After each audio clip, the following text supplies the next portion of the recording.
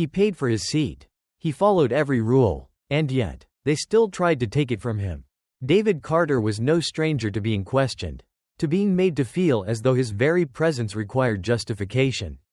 But when a routine first-class flight turned into a quiet battleground, when a flight attendant's suspicion escalated into an attempt to remove him, when security was called, when corporate stepped in, it became clear that this was never about a seat. This was about something deeper. Something far more dangerous. Cameras were rolling. The passengers were watching. The world was about to witness what happens when power is challenged. When authority is forced to face itself in the mirror. Would justice prevail? Or would the system once again find a way to protect itself? Before we dive in, let us know in the comments where you're watching from. And if you love real, thought-provoking stories like this one, don't forget to hit that like button and subscribe for more. Now, let's begin. David Carter moved through the terminal with the quiet confidence of a man who had long learned to navigate spaces that were never truly made for him. He had arrived early, as he always did, not because he feared missing his flight but because the world had taught him that being early, being prepared, was a kind of armor. He carried himself with intention, dressed in a crisp navy suit, a well-worn leather carry-on rolling behind him. He had done this countless times before. Stepped into these spaces: airports, boardrooms, first-class cabins where the air itself seemed to question his presence. He was used to the glances, the double takes, the fleeting moments of hesitation when someone, somewhere, wondered if he was lost. At the gate, he handed his ticket to the agent, a woman who barely glanced up as she scanned it. "Enjoy your flight, Mr. Carter," she said, her voice mechanical, distant. And that was that. No hesitation, no suspicion, just a transaction. David exhaled, the tightness in his chest loosening just a fraction. Maybe this time would be different. Maybe. Inside the plane, the first-class cabin was hushed. A sanctuary of leather seats and chilled glasses of water. He found his row, placed his bag in the overhead compartment, and settled in by the window. Outside, the runway stretched into the distance, the setting sun casting long golden streaks across the pavement. He let himself breathe. Reaching into his bag, he pulled out a book, a collection of Baldwin's essays, worn from years of reading, of underlining, of returning to the same passages that still rang true decades later. He thumbed through the pages, losing himself in the rhythm of the words. And then, just as he turned to the first paragraph, a shadow fell across his seat. "Excuse me, sir," a woman's voice, sharp, firm. David looked up, and there she stood, the flight attendant, her arms folded, her uniform immaculate, her gaze carrying something just beneath the surface. "I need to see your boarding pass." There was no smile, no warmth. He hesitated only for a moment, just long enough to register the weight of her tone, before slipping the ticket from the pocket of his jacket and handing it over. She took it without a word, her eyes scanning the details, her lips pressing into a thin, disapproving line. "This seat doesn't seem right," she said finally, her voice clipped, her eyes flickering between the ticket and the seat. David raised an eyebrow. "It's my assigned seat." Her frown deepened. "I'll have to check the system." And just like that, something in the air shifted. The other passengers who had, until now, been immersed in their own worlds, adjusting their blankets, scrolling through their phones, suddenly took notice. Not overtly, not all at once, but David saw the subtle movements, the stolen glances, the way the woman across the aisle straightened slightly in her seat, the way the man 2 rows back lowered his newspaper just enough to watch. This was not unfamiliar to him.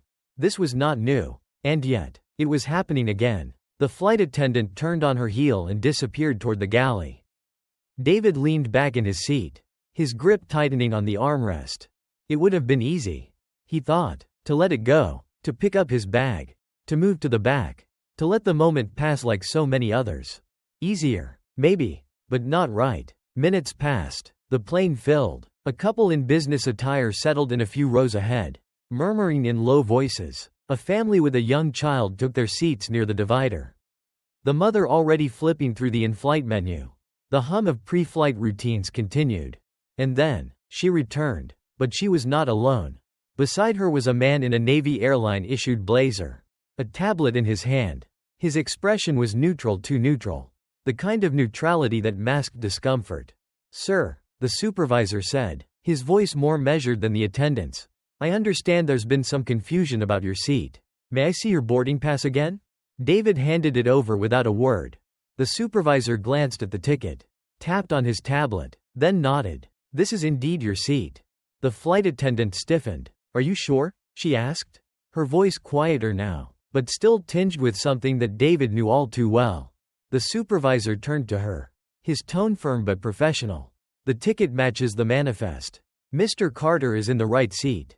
There it was again, that shift. It was in the way her lips tightened, in the way she clutched her clipboard just a little too hard.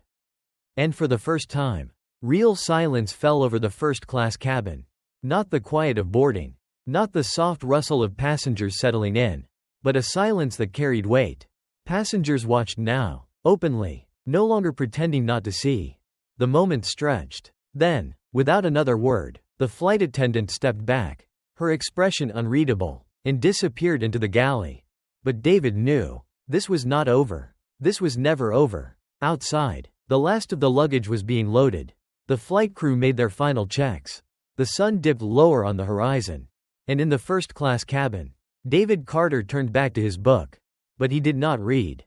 He only held it, his fingers pressed against the pages, his heartbeat a steady rhythm against the silence that had yet to break.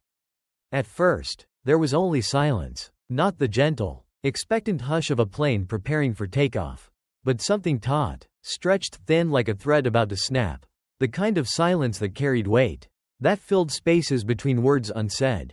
David Carter sat still, his fingers resting on the cover of his book, but his mind was no longer on its pages. His eyes flicked toward the galley where the flight attendant had disappeared. He could feel it, the tension in the air, the unspoken questions hanging between him and the other passengers.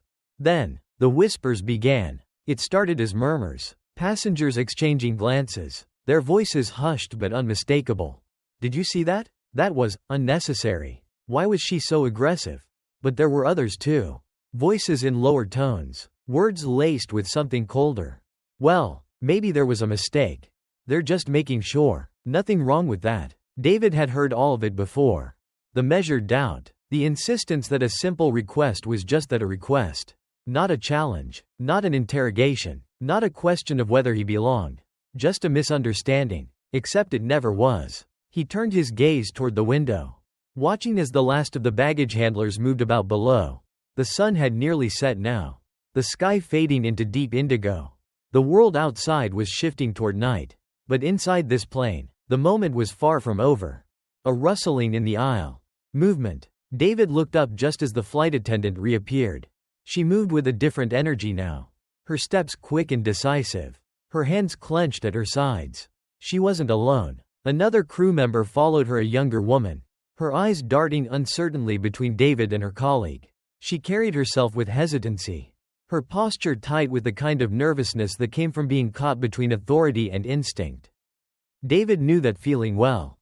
The flight attendant, Linda, he had caught the name on her badge earlier, stopped abruptly beside him, her presence casting a shadow over his seat.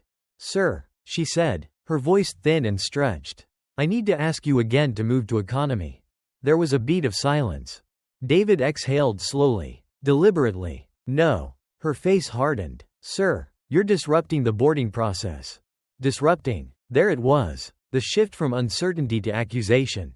From protocol to blame. David leaned back in his seat, keeping his voice steady. "The only disruption here is you questioning my right to be in this seat again." Passengers nearby had stopped pretending not to watch. The woman across the aisle, the one who had mouthed "I'm sorry" earlier, sat rigid, her hands gripping her armrests. A man a few rows ahead glanced between David and the attendant, his brow furrowed as if debating whether to intervene. The younger flight attendant stepped forward, hesitating before speaking. "Linda, his ticket was confirmed. We should." Linda cut her off with a sharp look. "I checked the system, but mistakes happen." David let out a low breath, shaking his head slightly. "I see. So now the system is wrong?" Her jaw tightened. "Sir, I'm asking you one last time to move.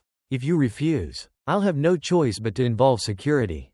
The words landed heavy, deliberate. David tilted his head slightly, measuring her. "You mean, you'll have no choice but to call security on a man who is sitting in his assigned seat? Who has done nothing wrong?" Who has already been confirmed by your supervisor. He let the weight of his words settle before adding, "That's what you mean, isn't it?" A ripple passed through the nearby passengers. Someone, a middle-aged man in business attire, shifted in his seat uncomfortably. Another woman, younger, reached for her phone. The moment had changed. Linda knew it too. She straightened, her nostrils flaring slightly, her face coloring with frustration. She wasn't used to being questioned like this. She wasn't used to losing. But David knew something she didn't. She had already lost. Because now, this wasn't just a moment between the two of them. It was something bigger, something seen. The air had changed. And then, a voice rang out from across the cabin. "He hasn't done anything wrong." It was the passenger with the phone. She spoke firmly, her voice carrying, "I've been recording. This is ridiculous." More movement, more whispers. Linda's eyes darted toward the recording passenger, her expression flickering between anger and something else, fear. Maybe. David turned fully toward her now, speaking just loud enough for the passengers to hear. "You should think very carefully about what you do next." She inhaled sharply, her hands flexing at her sides. For the first time, she hesitated, and in that hesitation, the power shifted. The younger flight attendant swallowed, glancing at Linda, then at David. Her uncertainty was now something else, awareness. The weight of the room had changed. Passengers who had once been silent were no longer simply watching. They were witnessing. Linda's breath hitched. She turned abruptly, storming toward the galley. David watched her go, his expression unreadable. But inside, he knew, this was not over. Not yet. Linda disappeared into the galley, her footsteps sharp and clipped against the narrow aisle. The hush she left in her wake was thick with expectation, as if the entire cabin was holding its breath, waiting for what would happen next. David remained still, his fingers pressed against the armrest. He had been here before, not in this exact seat, not on this exact plane, but in this same battle. Again and again, in boardrooms, on sidewalks, in hotel lobbies, in stores where a clerk's eyes followed him as if his presence itself was a question. The moment had tipped now, moving beyond irritation into something colder, something familiar. The part where authority, once challenge, doubled down. The part where a simple moment, a request, a demand, an order turned into something more. David glanced across the aisle. The woman with the phone was still recording, her fingers wrapped tightly around her device. She met his gaze and gave a small nod. A kind of understanding passed between them. The quiet solidarity of those who had seen too much to be surprised but not enough to be numb. The murmur of passengers picked up again. A man, silver-haired and weary-looking, leaned toward the woman beside him. "This is getting out of hand," he muttered. "She's making it out of hand." The woman whispered back. Then, footsteps, heavy, measured. The flight supervisor was returning. Linda was beside him, but something had changed. Her posture was stiffer, her arms crossed tightly over her chest. She had made a decision. David could see it in the set of her jaw, the way she avoided looking at him directly. The supervisor, an older man with thinning hair and tired eyes, stopped in front of David's seat, his expression carefully neutral. He held a tablet in his hand, the airline logo flickering faintly in the dim cabin light. "Sir," the supervisor began, his voice practiced, controlled, "I'd like to verify your boarding pass once more." David didn't speak. He simply reached into his jacket pocket, pulled out the pass, and handed it over. The supervisor's eyes flicked across the screen. He nodded slightly, confirming what had already been confirmed. "This is indeed your seat." David leaned back, exhaling slowly. Linda's face tightened. There still may have been an error. The supervisor cut her off. "The ticket matches. There's no error." It was a small moment, a single line of dialogue, but it landed with weight. The first visible crack in Linda's authority. She inhaled sharply, her fingers curling into fists. "Well, he's disrupting the boarding process." "No," David said, his voice quiet but firm. "You are." The tension in the cabin coiled tighter. The words hung in the air, undeniable. The supervisor shifted uncomfortably. But Linda wasn't done. "If you won't move, I'll have to involve security." She snapped. There it was. The escalation. The thing that was always waiting, lurking in the shadows of moments like this. The way authority, when questioned, when resisted, reached for the heaviest hand it could find. David met her gaze evenly. "Call them." Her breath hitched just slightly. Just enough for him to notice. Passengers were fully engaged now. No longer murmuring but watching outright. Some horrified, some recording, some simply waiting to see how far it would go. Linda turned sharply on her heel, marching toward the front of the plane. The supervisor hesitated. Sir, David held up a hand. I'm fine. The supervisor sighed, rubbing the bridge of his nose. He looked around, feeling the pressure, the collective judgment settling over him. Then he nodded and followed Linda. And just like that, David was left in the silence again. Outside, the final luggage was being loaded. The sky had turned a deep blue black, the first stars glinting against the glass of the terminal windows. Inside the cabin, the air was charged. The passengers were not just watching anymore. They were choosing sides. The woman across the aisle leaned closer. This is insane, she whispered. David glanced at her. She hesitated. I could say something. He studied her for a moment, then nodded. Then do. She straightened in her seat, her fingers tightening around the edge of her armrest, gathering her courage. And then, a voice crackled over the intercom. This is your captain speaking. We understand there has been some disruption in the cabin. We ask that all passengers remain in their assigned seats while we resolve the matter. We appreciate your patience. A ripple of unease spread through the plane. David closed his eyes briefly. The captain was aware. That meant this was no longer just between him and a flight attendant. This was going higher. Minutes passed. Then, more footsteps. Firmer. Heavier. Security. 2 men in Navy uniforms entered the cabin. Their expressions unreadable. They were not airport police. Not yet, but they carried an authority that made the tension tighten further. Linda was behind them, her arms crossed, her mouth set in a thin, victorious line. David inhaled deeply, willing himself to remain still. One of the security officers stepped forward. Sir, he said, his tone just a little too practiced. We need to speak with you. The hush in the cabin deepened. David glanced at the woman across the aisle. She had pulled out her phone. So had 3 others. The security officer noticed. His jaw flexed. David tilted his head slightly. His voice as calm as ever. About what, exactly? And just like that, the moment became something else entirely. The air had changed. It had thickened somehow, charged with something heavy and unspoken. It was no longer about a seat. No longer about policy or protocol. It was about power now. Who held it? Who wielded it? And who was meant to bow beneath it? David Carter remained seated, still, composed. As the security officers stood before him, he could hear the weight of their breathing, the carefully measured tone in their voice. Sir, we need to have a conversation. The first officer spoke in that way people in authority always do when they want to make you believe you have a choice. But David knew better. There was no choice in these moments. There was only compliance or consequence. His fingers pressed lightly against the armrest. The entire cabin was watching. Phones were out. Cameras trained on the scene, capturing it in quiet rebellion. David exhaled. I've done nothing wrong. The officer shifted, glancing briefly at Linda, who stood behind him, her arms crossed tight over her chest. A small, satisfied smirk curled at the edge of her lips, just enough for David to see. Just enough for him to understand that this was not about policy anymore. This was about punishment. Sir, the officer said again, voice firmer now. We're asking you to step into the aisle. David tilted his head. Why? A small murmur spread through the cabin. The woman across the aisle who had been recording spoke up. You can't just remove someone for sitting in their assigned seat. Linda's head snapped toward her.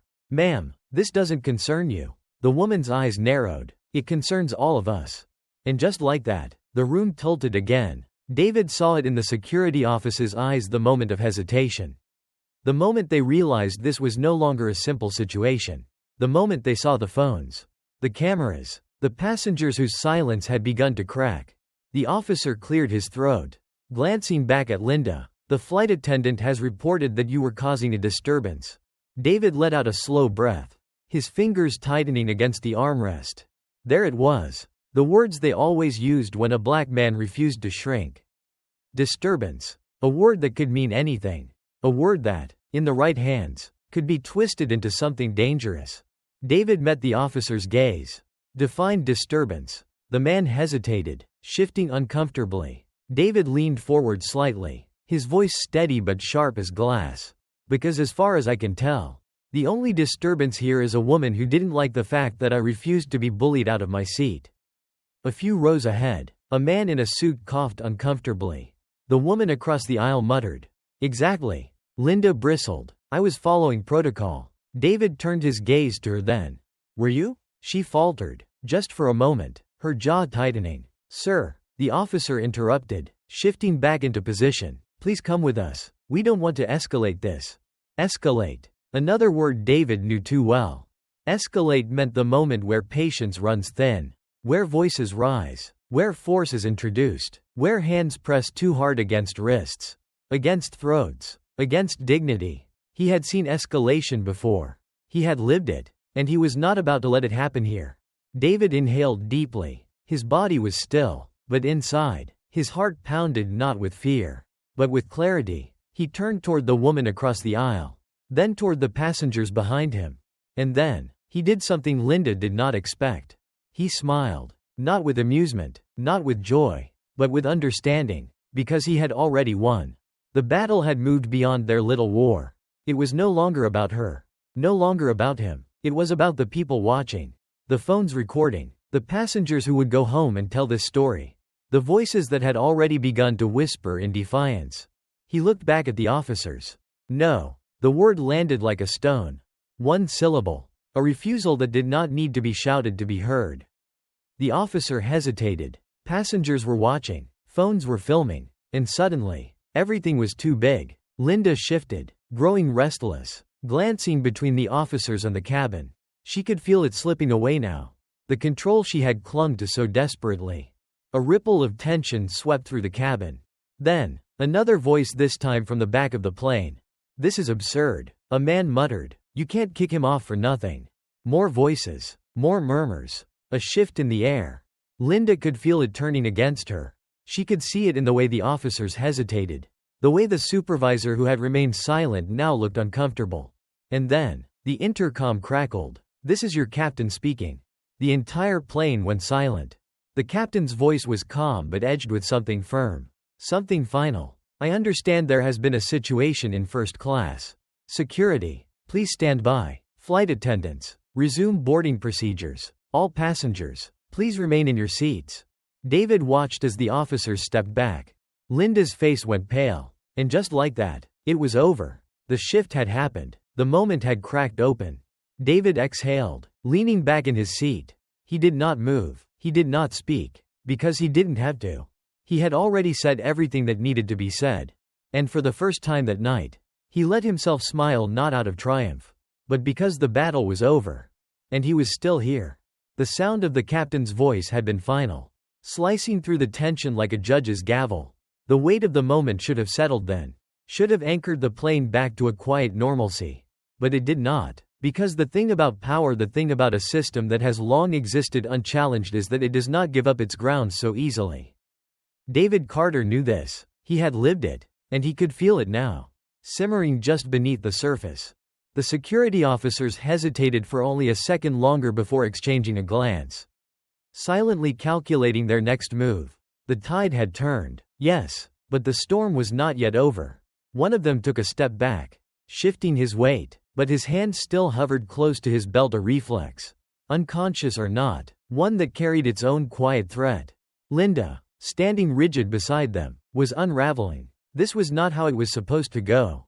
She had expected compliance. She had expected the quiet deference of a man who had learned to fold himself into the spaces allotted to him. She had expected, at the very least, that power, the kind she believed herself to have, would win out in the end. But David had not moved. He was still there. And now, the passengers were watching her falter, watching the cracks in her authority widen into something undeniable. The whispers had turned into murmurs. The murmurs into low voices. Voices that carried weight. A woman 2 rows back shook her head in disgust. A man in a pressed suit muttered something under his breath. Someone else, further down the cabin, scoffed. "This is embarrassing." The recording passenger across the aisle had not lowered her phone. She was still filming. And Linda knew it. Her hands clenched at her sides. Her breath coming in sharp, uneven bursts. She turned, searching for an ally. Someone, anyone, who might affirm what she still wanted to believe, that she was right. That she had been following procedure. That this wasn't slipping out of her hands. But the supervisor was gone. The security officers were waiting. The captain had spoken. And the passengers were no longer on her side. Linda inhaled sharply, her nostrils flaring. She had been here before, not in this exact moment, but in ones like it. Moments where she had made a call and expected it to be obeyed. Moments where she had been in control. But this time, it was different. This time, she was the one being watched, judged, held accountable. David saw it all play out in her expression, in the way her face twisted, in the way she swallowed hard against the thing she did not want to name. She had lost, and she knew it. Still, she tried, because power does not go quietly. She straightened, exhaling through her teeth. "Fine," she said, her voice clipped, brittle. "But if there are any further issues, I will escalate this." The words were empty. She knew it. David knew it. The entire cabin knew it. She turned sharply on her heel and disappeared into the galley. And just like that, the moment collapsed in on itself. The security officers stepped back, exchanging a brief glance before nodding and making their way down the aisle. The passengers sat in silence, still processing what had just unfolded, their eyes flickering toward David with something that was not quite sympathy, not quite admiration, but something close to both. David exhaled, letting his fingers loosen their grip on the armrest. It was over. Or at least, this part was. Outside the window, the airport's runway lights glowed against the deepening night, blinking in steady patterns, indifferent to the turbulence that had just taken place inside the cabin. David closed his eyes briefly. Not in exhaustion, not in relief, but in recognition. Because this moment, this exact moment, had happened before. Not here, not on this plane, but everywhere. In offices, in restaurants, in waiting rooms, in the quiet corners of the world where power resided in the assumption that some people did not belong. And when challenged, that power always bristled. It always resisted. And sometimes, like tonight, it retreated, licking its wounds, only to rise again another day. David opened his eyes. The woman across the aisle was still recording. "You got all that?" he asked. His voice low but edged with something dry. Something close to amusement but not quite there. She lowered the phone slightly. Nodding. "Yeah," she said, "and so did half the internet." A small smirk tugged at the corner of David's mouth. He nodded once, turning back toward the window. The fight was never really over. But sometimes, just sometimes, the truth got to take center stage. And that, for now, was enough. For a moment, the cabin was still. The air felt heavy, thick with the residue of something unspoken yet unmistakably present. There was no official announcement, no grand declaration that the moment had passed. But the atmosphere had shifted. David Carter remained in his seat, eyes fixed on the window, watching the runway lights blink in patient, indifferent patterns. The world outside moved forward, as it always did, unconcerned with the quiet battles waged within it. But inside this plane, something had cracked. The weight of what had just unfolded sat between the passengers like an uninvited guest. Conversations had slowed to a murmur. Some heads still turned toward David, others pretending to be absorbed in their in-flight menus or their phone screens. But the truth was out now. No one could pretend they hadn't seen. And yet, there were those who would try. A man a few rows ahead, older, his posture stiff with the righteousness of the unchallenged, leaned toward his seatmate. "I don't know why it had to turn into such a spectacle," he muttered, shaking his head. David heard it. It wasn't meant for him. Not directly, but it was meant to be heard. That, too, was a game he had seen played before, complaints made just loudly enough to be registered, but not loudly enough to demand confrontation. The woman across the aisle, the one who had recorded the whole thing, turned toward the man with a pointed sharpness. "It wasn't a spectacle," she said, her voice measured but unyielding. "It was an injustice." The man scoffed. "Oh, come on. The flight attendant was just doing her job." The woman's eyes narrowed. If she was just doing her job, she wouldn't have needed security to cover for her mistake. Silence. David turned his head slightly, just enough to catch the way the man stiffened, the way his lips pressed into a thin line. He wasn't used to being challenged. Few men like him were. The moment hung between them, a quiet reckoning, before the man turned back toward his window, muttering something under his breath. David exhaled slowly. The truth was, the moment should have been over. The fight had been won. If it could even be called a victory. He was still here. He had kept his seat. The world had not tilted on its axis. And yet, it lingered. Because injustice does not end when the moment ends. It stays. It lingers in the air. In the bones. In the quiet spaces between words unsaid. And for Linda, the flight attendant who had disappeared into the galley. Humiliated. Unraveling, it was still simmering. Still festering. David could feel it. In the galley. Linda paced. Her breath uneven. Her fingers curled so tightly around the edge of a tray that her knuckles had turned white. This was not how it was supposed to go. She had followed protocol. She had done what she had been trained to do. And yet, here she was undermined, humiliated, and, worst of all, watched. She could feel the eyes of the other crew members on her. Their discomfort palpable. The younger attendant, the one who had hesitated earlier, shifted nervously by the coffee machine, stealing wary glances in her direction. Linda's jaw clenched. She had been here before. Not in this exact moment.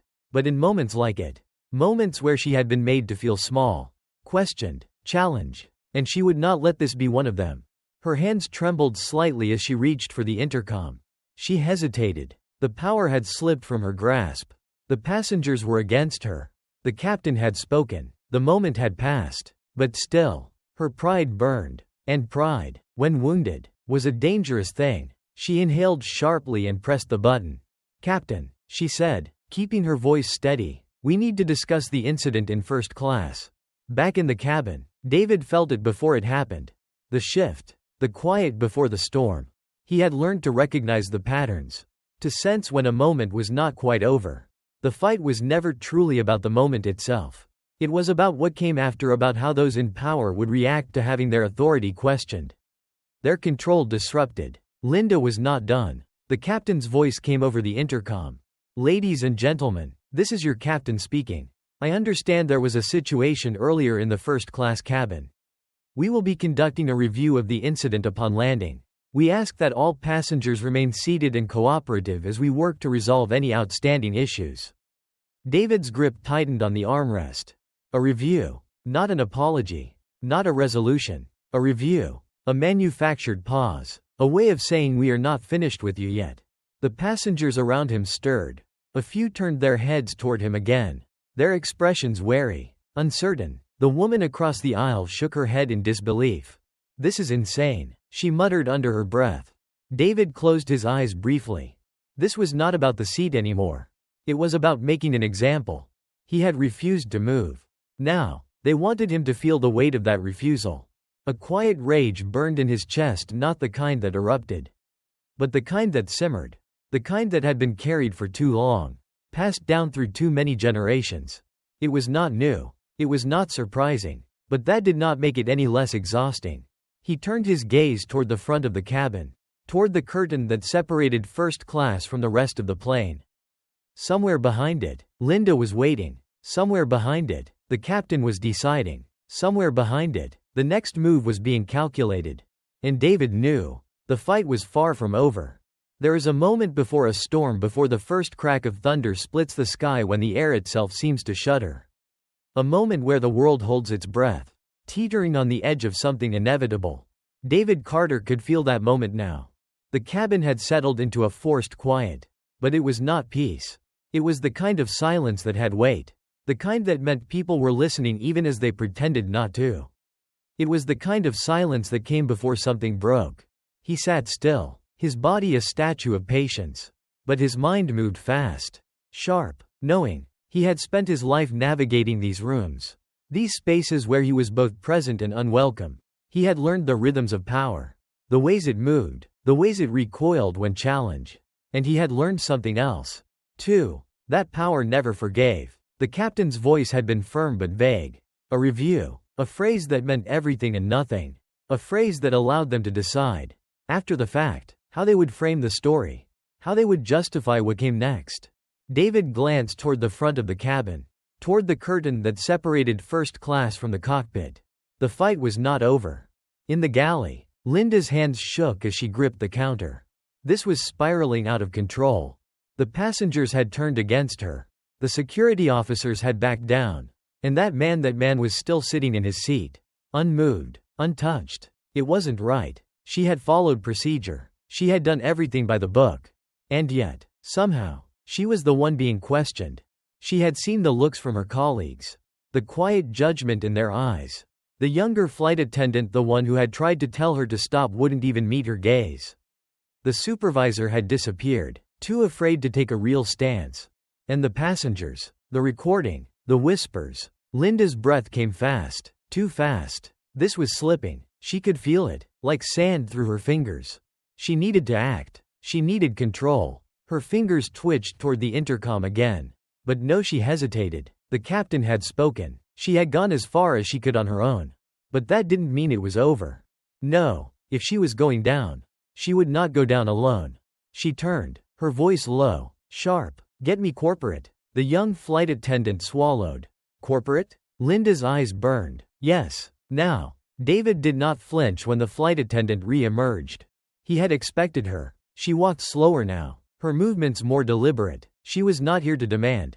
Not this time. That had already failed. No, she had learned something. Now, she was here to pretend. She stopped beside him, smoothing her uniform, tilting her head in false concern. Sir, she said, voice low and careful, I want to make sure we're not misunderstanding each other. David inhaled slowly. He had seen this before. The softening of the voice when force did not work. The mask of professionalism slipping back into place. He said nothing. I understand that you feel you've been treated unfairly. She continued. And I apologize if there was any miscommunication. But I do need to remind you that we have a responsibility to ensure all passengers are comfortable. David tilted his head slightly. Considering her, and my presence makes people uncomfortable? Her lips tightened. That's not what I said. But it's what you meant. A flicker of irritation crossed her face. But she forced it down. She turned slightly, looking toward the other passengers, as if to appeal to them now. Sir, she said, loud enough for others to hear. I'm offering to resolve this as simply as possible. I don't want this to escalate further. There. The word again. Escalate. David exhaled sharply. He turned toward her fully now. His voice steady, unshaken. There is no escalation. I am sitting in my assigned seat. Quietly, causing no disruption. The only person escalating this is you. A murmur passed through the cabin. The woman across the aisle folded her arms. Nodding slightly, the recording passenger lifted their phone again. Linda felt the shift. She could feel it turning against her. Could feel the weight of the moment pressing down. Her fingers twitched. She had one last move to play. The thing is, sir, she said, lowering her voice again, I've just spoken with corporate. They are aware of the situation now. And I have been advised that if you continue to refuse to cooperate, we may have to take further action upon landing. A thinly veiled threat. David did not react. Linda smiled slightly, believing she had won, until David turned toward her. His voice calm, final. Then let them be waiting for me at the gate. The words landed like a hammer. Linda flinched. She had expected him to back down. She had expected hesitation, some flicker of fear, but there was none. Just quiet defiance. And now, she had nothing left to play. She could not force him out. She could not remove him without the captain's order. She had lost. The realization sank in slowly. Her face paling. She stepped back, eyes darting around the cabin, searching for some support, some flicker of agreement. There was none. The passengers were watching her now, not David. She swallowed. Fine, she muttered, before turning sharply and disappearing into the galley. The final descent was quiet. David did not move. The passengers did not speak. The hum of the engines filled the space where words should have been. And when the plane touched down, there was no applause, no relief, just waiting. The moment was not over. Not yet. Because on the other side of that jet bridge, the world was waiting, and David Carter would have to face it. But for now, he leaned back, hands folded in his lap, and let himself breathe, because he knew, this was never just about a seat. It never had been. The wheels touched down with a heavy finality. The metal belly of the plane skimming the tarmac before settling into its landing. The cabin jolted slightly, a brief and fleeting violence. But the real turbulence had already happened above. In the air, between words unspoken and words that cut like knives. David Carter exhaled, slow and deliberate, but he did not relax. He knew better. The fight was never over just because the moment ended. Outside the window, the city lights stretched out in jagged lines, blinking against the darkness like a world waiting to decide what kind of night it would become. He had landed. Yes, but to what? The captain's voice crackled over the intercom. Ladies and gentlemen, welcome to New York. We ask that all passengers remain seated until we arrive at the gate. Thank you for flying with us. A routine announcement, delivered with routine calm. But nothing about this night had been routine. David glanced toward the front of the plane, toward the curtain that hid the galley from view. Linda had not emerged again. Not since her last desperate warning. Not since she had realized that she had lost. But losing is a relative thing. Because some people, when they lose, must sit with their loss. And others, when they lose, look for ways to make sure no one else can win. David knew this too. He reached for his bag. But he did not stand. Not yet. Because he could feel it. The waiting, the preparation, and then movement. The cabin doors hissed open. And before a single passenger could rise, they were there. 2 men, uniformed, professional, silent. They did not speak to anyone else. They did not glance at the other passengers shifting in their seats, retrieving their bags, gathering their things with the assumption that the world was safe and fair and neutral. They walked straight toward him. There was something in the way security officers approached a man like him. Not with urgency, not with outright hostility, but with the certainty of those who knew they were the final word. As if the weight of the world, the rules, the policies, the fragile framework of order itself, was something that only they could define. David remained still, his hands folded neatly over his lap. The first officer, tall, broad, with the kind of build that suggested he had never had to ask twice for anything in his life, stopped just beside his row. "Mr. Carter," he said, not a question but a statement. David tilted his head slightly, unimpressed. The second officer shifted slightly, glancing at the other passengers. He could feel their eyes. The weight of the moment was no longer just between them, it had witnesses. And witnesses complicated things. "Is there a problem?" David asked, his voice measured, even. The officer hesitated, just for a second, but hesitation was everything. David saw the glance exchanged between them, saw the realization settle in the officer's eyes. This is not clean. A security call should be clean. A man removed from a plane should be simple. It should be something people forget by the time they step into the terminal. Something dismissed as a misunderstanding. A man who got too loud. A passenger who lost his temper. But David had done none of those things. And worse, he was still sitting. Still calm. Still watching. And so were the passengers. The woman across the aisle lifted her phone slightly, angling it toward them. David smiled, just barely. "Well?" he asked. The officer shifted. "We'd like to have a word with you outside." David considered this. He let the moment stretch. "Why?" A muscle ticked in the officer's jaw. He wasn't used to this. People complied. People obeyed. People did not ask why. "It's just protocol, sir," the second officer said, softer than the first. "We want to make sure everything is in order." David exhaled. He had a choice now. Though not a real one. He could refuse and force the moment to its breaking point. Or he could stand and take the next step in this dance. Knowing the fight did not end at the plane door. He reached for his bag. "I'll walk," he said. He saw the tension in their shoulders loosen slightly. The moment deflating. They had wanted control. But he would not give it to them. He would walk. And they would follow. The airport was a flood of motion, faces blurred by movement. Voices overlapping. The rhythmic beep of a cart reversing somewhere in the distance. But in the jet bridge, it was quiet. David stepped onto the walkway. The 2 officers at his side. He glanced toward the waiting area just beyond the glass panels. There were more uniforms there. A few men in suits. A woman with a clipboard. Corporate. He smiled to himself. Linda had played her last card. And now, they would play theirs. The officers guided him toward a quieter section of the terminal, just out of earshot of the disembarking passengers. He walked with the same ease he had walked with through every space that had tried to question his presence. The woman with the clipboard stepped forward, clearing her throat. "Mr. Carter," she said, her voice laced with the kind of forced politeness that only existed in corporate environments. "We appreciate your cooperation." David raised an eyebrow. "Cooperation?" She hesitated. "We understand there was an incident on board." David nodded. "Yes, I sat in my seat." The words landed flat, simple, undeniable. The woman's throat bobbed as she swallowed. There was a misunderstanding. No, David said. There wasn't. Silence. He let it stretch. Let it become uncomfortable. And then, finally, the shift. A man in a suit, older, with the weary expression of someone who had spent his career smoothing over problems before they became scandals, stepped forward.